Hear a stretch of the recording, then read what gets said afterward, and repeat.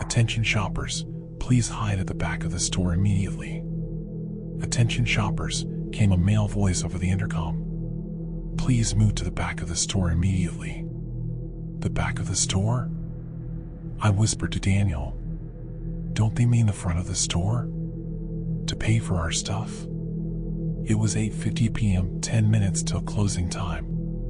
We brought our two kids out on this late-night Walmart excursion in the hopes of burning off some energy. Instead, they'd just thrown tantrums for new Legos and Hot Wheels. It was a disaster. But apparently, the disaster was just beginning. "Please move to the back of the store immediately," the voice repeated overhead. "This is not a drill." I glanced around, but the other shoppers were just as confused as I was. An old lady looked up at the ceiling, scrunching her face. "What the hell?" a dark-haired woman asked her boyfriend, pushing a cart full of garden supplies. "Didn't you hear?" an older man said, leaning over his cart of bottled water and canned food. "We're in a tornado watch. One touchdown in Sourville." A tornado? It was definitely storming outside. I'd seen the black clouds roll in from the east earlier, but it didn't look that bad. "Do not stay out in the open." I repeat, do not stay out in the open. There was a pause. Then, an explosion of sound as everyone began to mobilize. Carts rolling, panic voices, feet slapping on the floor. No. No, no, no. This can't be happening. I hurried down the toy aisle, Tucker in my arms, Daniel and Jackson following me. 3 zigzaggy turns, and then we were in the electronics area. I glanced at the TVs on the wall and pictured the 4 of us crushed underneath them. "Stay away from windows and doors," the voice continued on the loudspeaker. "And do not attempt to exit the store." Is it safe here?" Daniel shook his head. "Big open areas aren't good. I'm going to check in back, see if there's a break room or something. You stay here, okay?" I nodded. Arms shaking, I sat down on the ground between 2 shelves of video games. Tucker sucked on a bottle in my arms while Jackson began to giggle. "Is the tornado going to hit the store? And everything will fly around real fast?" he asked with a big stupid grin on his face. "I don't know. A tornado. A real-life tornado, like you see in the movies, plowing through our town." It was so unfathomable. We were New York natives, transplanted here to Indiana only 6 months ago. I'd never been in a tornado watch my entire life. Daniel jogged back into view.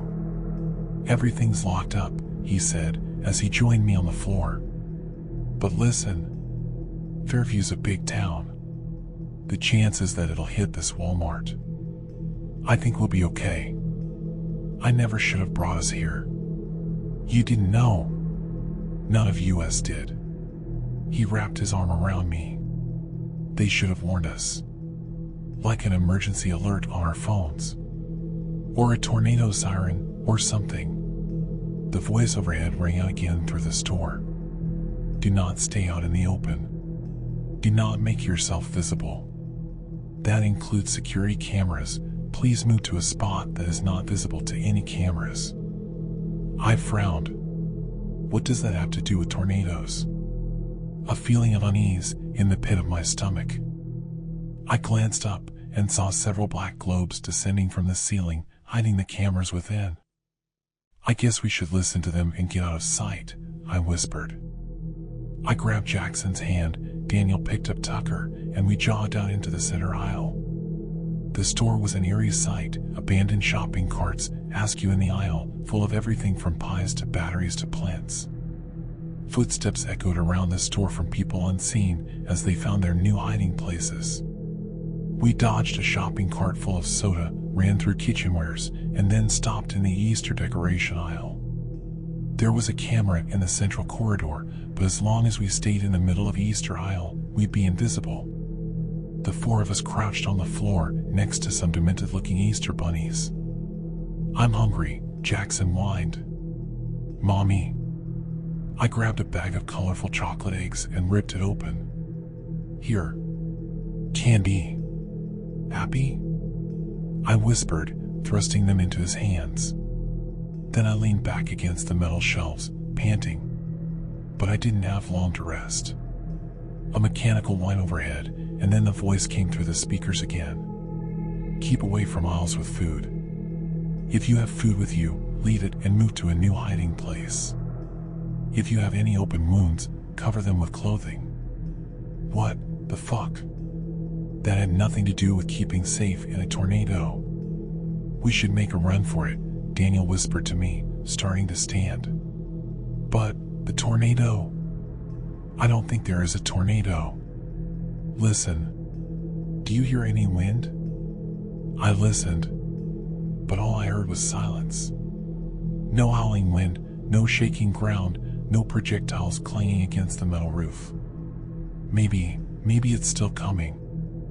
I know what they're saying doesn't make sense, but to go outside. We need to get out of here. Now. He grabbed Jackson's hand as he held Tucker in his arms. Come on. Daniel, I don't think that's a good idea, I whispered. But the next words from the intercom changed my mind. Assume a fetal position and place your hands on your head. Close your eyes and do not open them for any reason. Let's go. We broke into a sprint and ran down the central aisle, cameras be damned. The front door appeared in front of us, a little black rectangle looming in the distance. And as we got closer, I saw Daniel was right. There was a tree at the border of the parking lot, under a street lamp. It was perfectly still. We continued running, past the clothing area, past the snacks lined up at the checkout lines. I ran towards the sliding glass doors as fast as my legs would carry me. Almost there. Almost there. Almost. The doors didn't open. No. No, no, no. Daniel slammed his body against the door. It rattled underneath him. I tried to squeeze my fingers into the gap between them to try and pull them apart. They didn't budge. They locked us in, I whispered. I want to go home, Jackson said. Tucker was beginning to fuss too, making little noises like he was about to start full-on wailing. I turned around, and that's when I saw him. A Walmart employee. He was sitting on the ground at the end of one of the checkout aisles, facing away from us, wearing the familiar blue vest with a golden starburst. Hey, let us out. He didn't reply. Did you hear me? I don't care if there's a fucking tornado. Unlock the door and let us out. Again, he said nothing. But in the silence, I could hear something. A wet, smacking sound. I stared at the man, slightly hunched over, still facing away from me. Was he eating something? The speaker overhead crackled to life. Attention. Please do not talk to any Walmart employees. My blood ran cold. The smacking sound stopped. And then, slowly, the man began to stand. He placed his palms on the conveyor belt and pushed up, and I could see that they were stained with blood. I backed away, but my legs felt like they were moving through a vat of honey. No, no, no. Fingers locked around my arm and yanked. Come on, Daniel shouted. I sprinted after him, deeper into the store. Tucker stared at me over his shoulder, and Jackson ran as fast as his little feet would take him. I was vaguely aware of the slap, slap, slap sound behind me, but I didn't dare look back.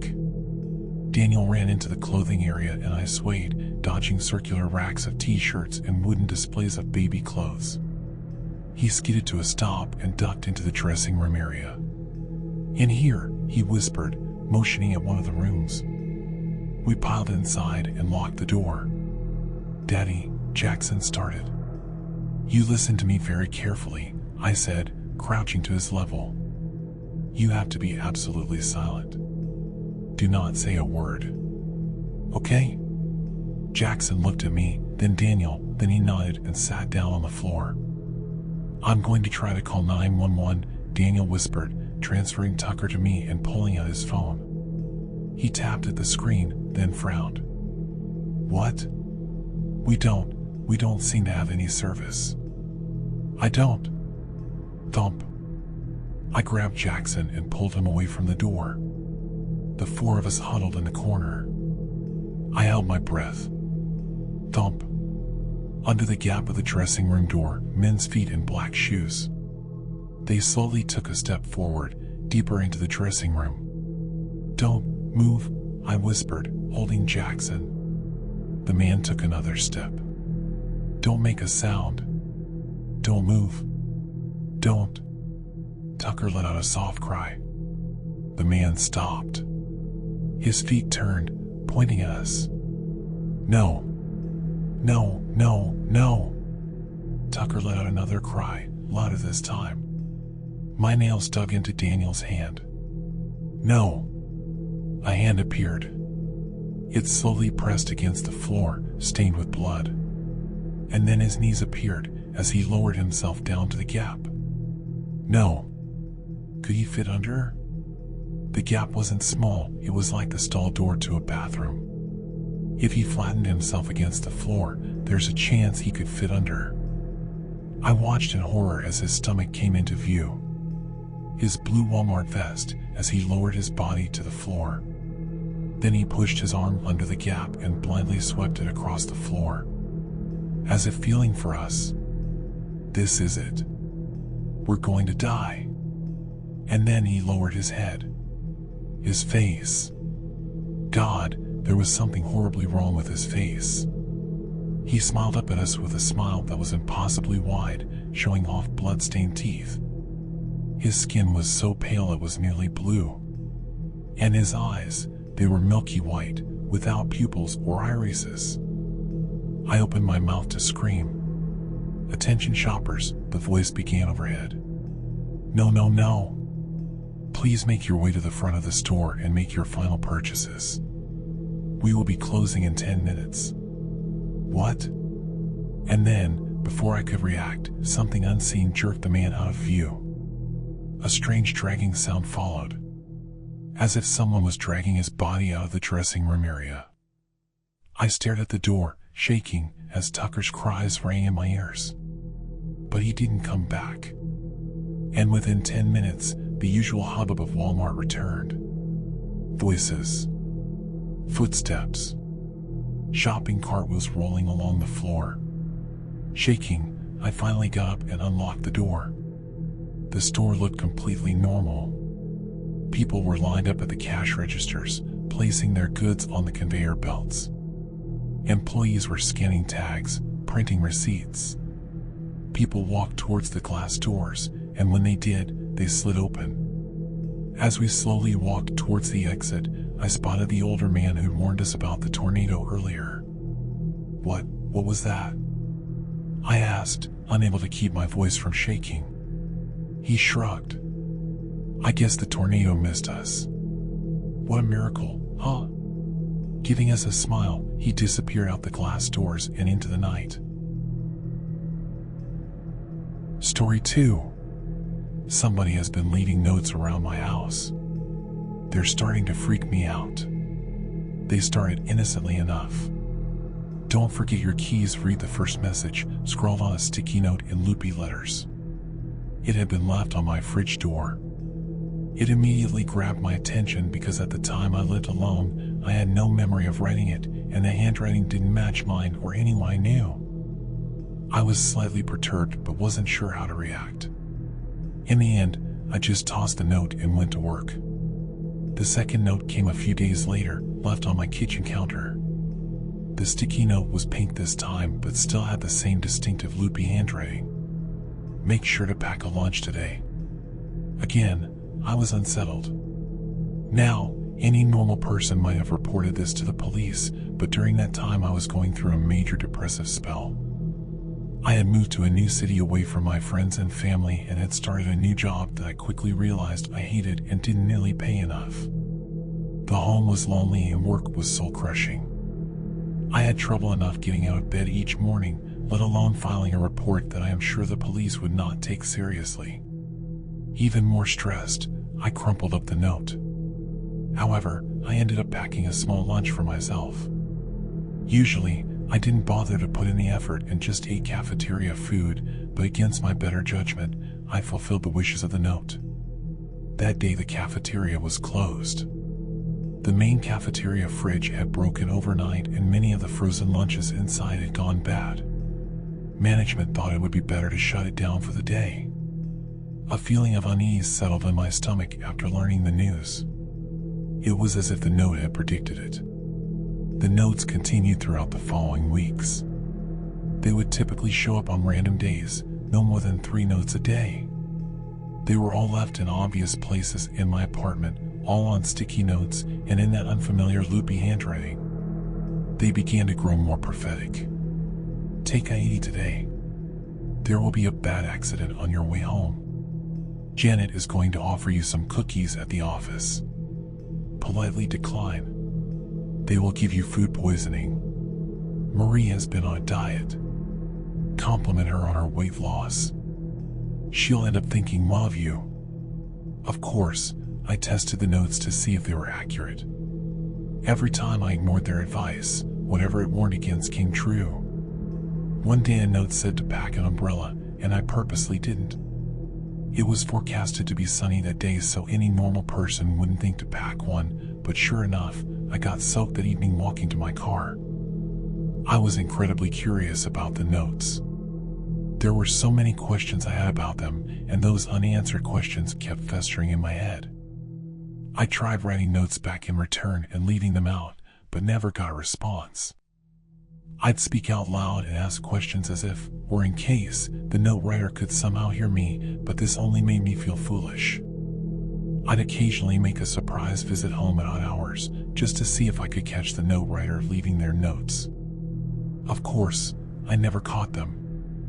I tried installing cameras in my apartment, even making sure all of the cameras were completely hidden, but the next day I found every single one of the cameras' insides completely torn out and placed on the kitchen table with a single note next to them reading, "Never do that again." The notes stopped coming after that, which made me deeply regretful. I had grown accustomed to the notes. I had begun to rely on them even. They had significantly improved my way of life over the last few months, both mentally, financially, and socially. I had started making friends at the office thanks to their advice, and for the first time in my life I was even a bit popular. My managers, who before the notes didn't pay much interest in me, now valued my presence and would ask for my opinion on projects. It was no secret I was on my way to a promotion. Could I still do that without the notes? I also valued the notes as a friend, as weird as that sounds. Or more like a guardian angel. Wherever they were from, they were always protecting me. Without them, the future was suddenly unknown and dangerous. Every time some mild annoyance popped up from that point, from bad traffic to stressful work situations and even a minor paper cut, I thought about how this all probably could have been avoided if I still had the notes. The next week, a bright green sticky note appeared on my bathroom mirror. "Don't forget to call Mom today. It is her birthday." I nearly cried. I decided to sack my investigation and just accept things as they were. Slowly, the fog of my depressive spell began to lift and I could feel myself returning to how I used to be.